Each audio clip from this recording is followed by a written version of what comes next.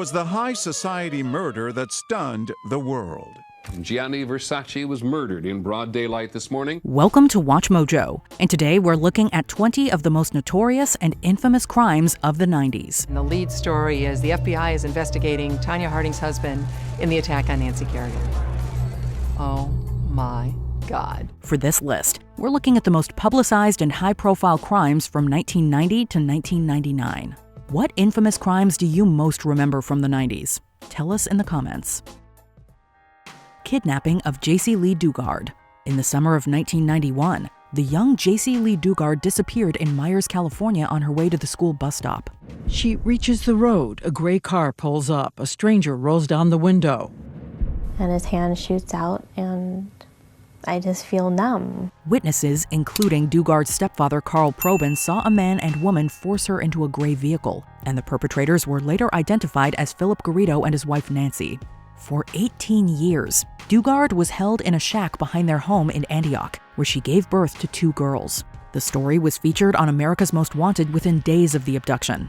Dugard and her daughters were finally found in 2009 after Philip was ordered to attend a parole meeting.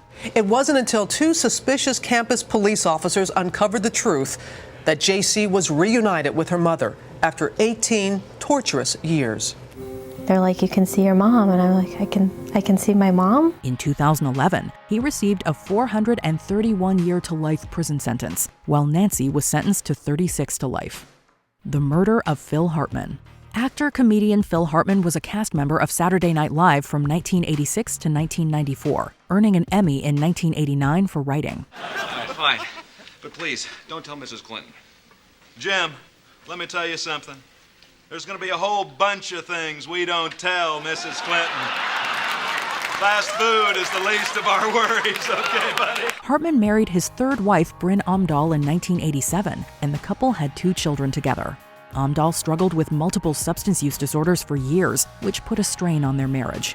She also reportedly had anger issues, leading to many fights between the couple, including one on the night of May 27, 1998. In the early hours of May 28th, she shot Hartman multiple times in his sleep, then confessed to 2 friends before taking her own life. Distraught neighbors and friends of the couple say they had marital problems. One woman said she had feared that this would happen. Hartman's murder shocked the entertainment industry at large. Family, friends, and fans continue paying tribute to the comedian. John and Lorena Bobbitt. Less than a week after their 4-year anniversary, John and Lorena Bobbitt made headlines for a shocking reason. According to Lorena, her husband assaulted her the night of June 23, 1993 in their Manassas, Virginia home. When he was asleep, she took a knife from the kitchen and removed his manhood, so to speak. She went into the kitchen to get a glass of water, and she saw the knife. It was so many things coming into my mind. I don't know how to describe. Lorena alleged that John was emotionally and physically abusive. She was found not guilty due to insanity and irresistible impulse. In years since, John has been arrested and charged for several alleged instances of battery involving wives and girlfriends. He and Lorena continue to talk to the media about the incident. How quickly did you know that what happened that night was going to be a very big story? No, I knew it was big because they were trying to, keep the reporters from coming up to the hospital. The shooting of Mary Jo Butafuco. In 1991, 35-year-old auto body shop owner Joey Butafuco allegedly began an affair with teenager Amy Fisher. When she approached his wife Mary Jo on May 19, 1992, a heated confrontation led to Fisher shooting her in the face and fleeing the scene. She is accused of an affair with a married man more than twice her age. She is in jail on charges of trying to kill his wife. But who is Amy Fisher? Mary Jo survived and was able to help officials identify the young woman who shot her. Fisher, whom the press dubbed the Long Island Lolita, was arrested and charged. Meanwhile, Mary Jo suffered partial face paralysis and lost hearing in one ear. In December 1992, Fisher was sentenced to 5 to 15 years, serving 7 before being paroled in 1999. It's not about me anymore. It's not about the person who got shot and assassinated on the front of her own home. It becomes about Joey and Amy. And it did. It took on a life of its own, because that's what the public was seeing. That's what they wanted. The West Memphis Three. In May of 1993, 3 young boys from West Memphis, Arkansas were found murdered in Robin Hood Hills.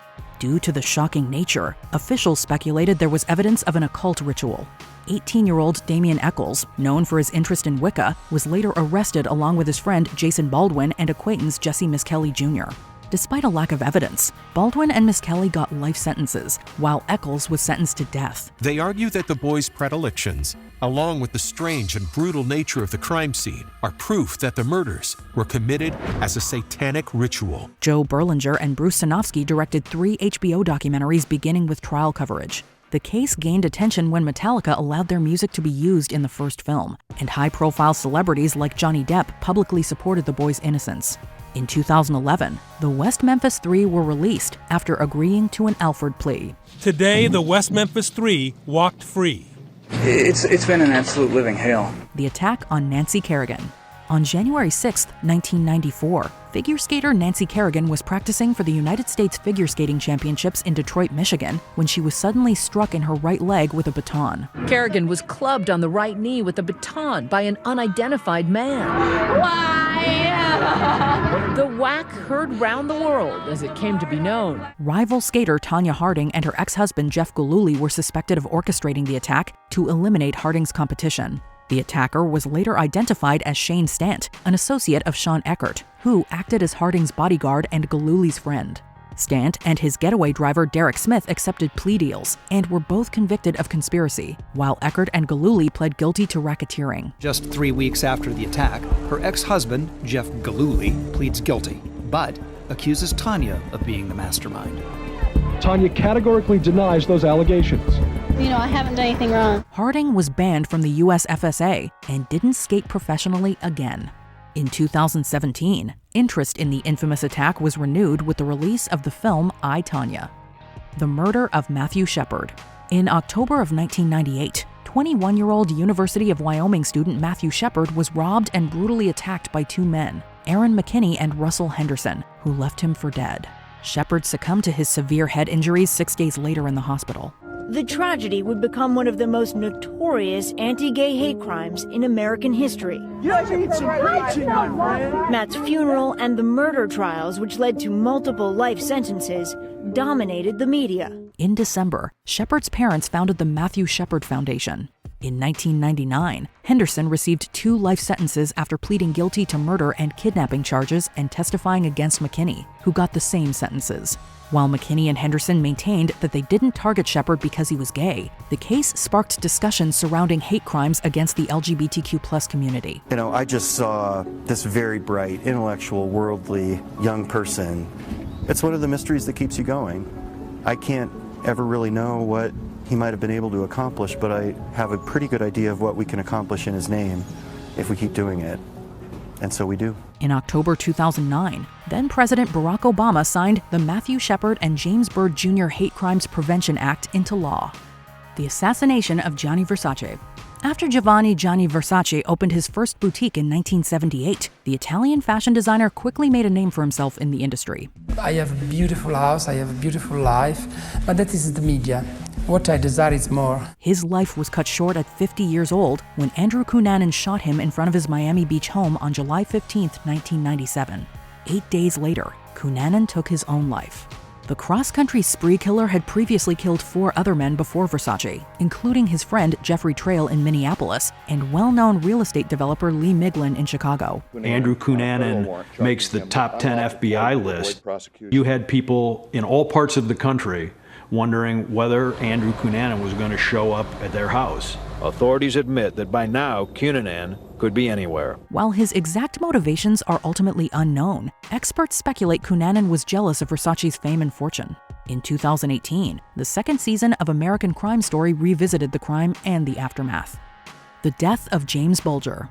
One of the most shocking criminal cases in British history took place on February 12, 1993, when 2 of the country's youngest offenders took the life of the even younger James Bulger. After all this time, 17 years, there's no doubt in your mind that it wasn't just a prank gone wrong, it was evil.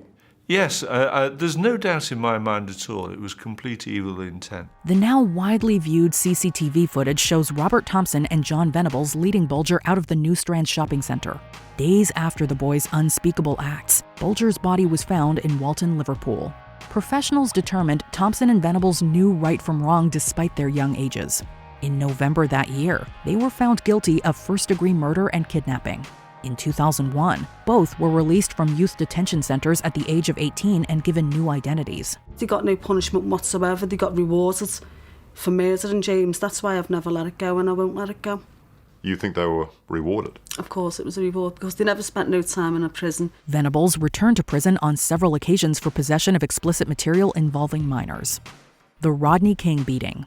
While driving home with friends on the morning of March 3, 1991, Rodney King was allegedly speeding on the highway and refused to stop for police, and a high-speed chase ensued.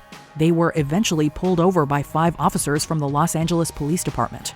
George Holliday, a nearby witness, filmed the officers tasing King, repeatedly striking him with batons and kicking him. Rodney King struggled in many ways for the rest of his life. He would have nightmares. I mean, you could hear him yelling in his sleep, kind of moaning, like he was literally having a nightmare. According to officers, he resisted arrest, though King and witnesses denied this.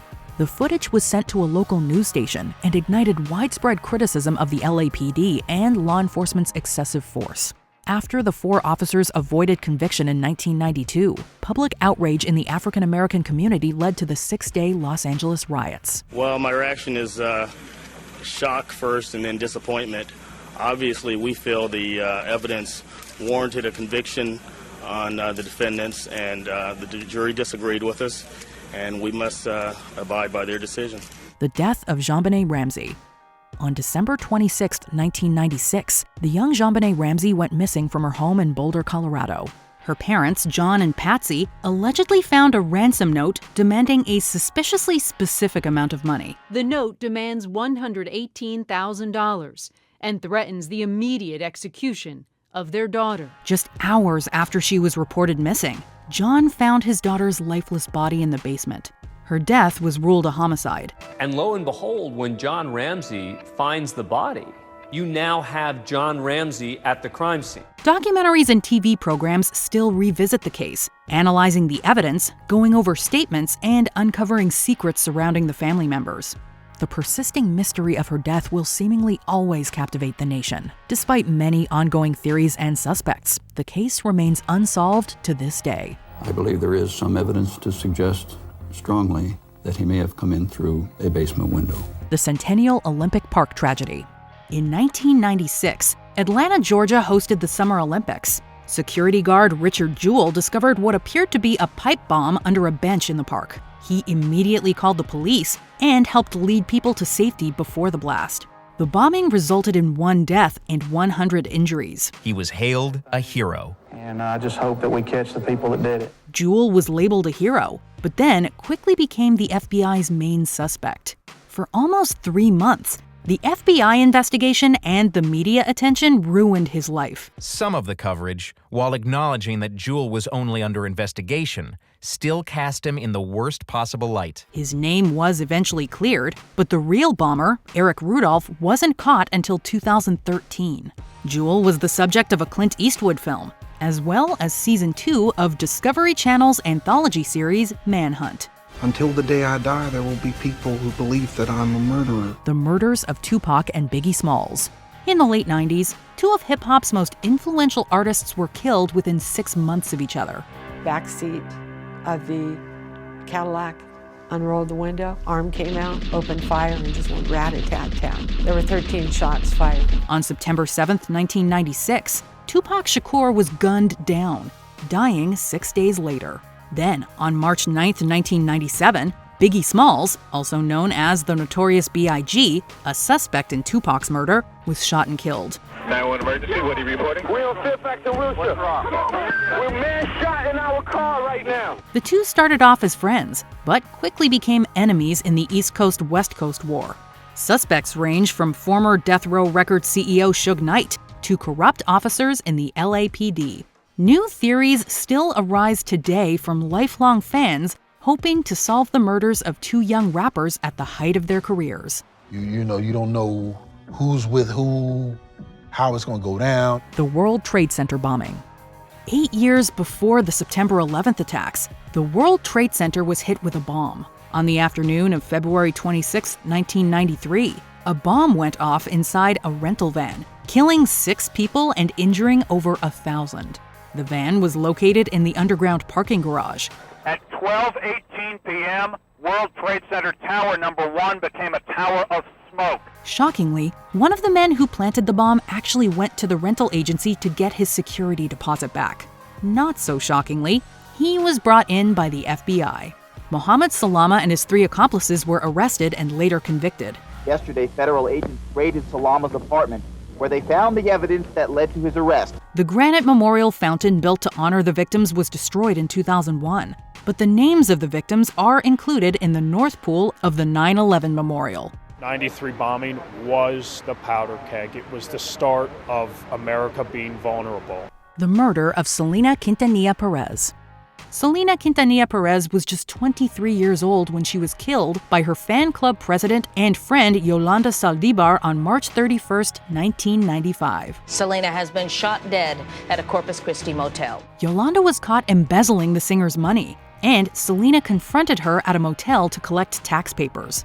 Rather than face the consequences of her crimes, Yolanda fatally shot her supposedly best friend. It's not like we thought that this person was possible of the act that she committed. Given Selena's bright and bubbly presence that touched so many, her sudden death is still a shocking reality. It's impossible to listen to Dreaming of You and not cry thinking of the heartbreaking ending of the 1997 film. Love for the iconic singer was revitalized with Netflix's Selena the series.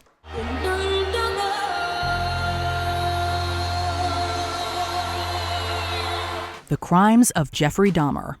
He's sometimes called the Milwaukee Cannibal or the Milwaukee Monster, but everyone knows the name Dahmer.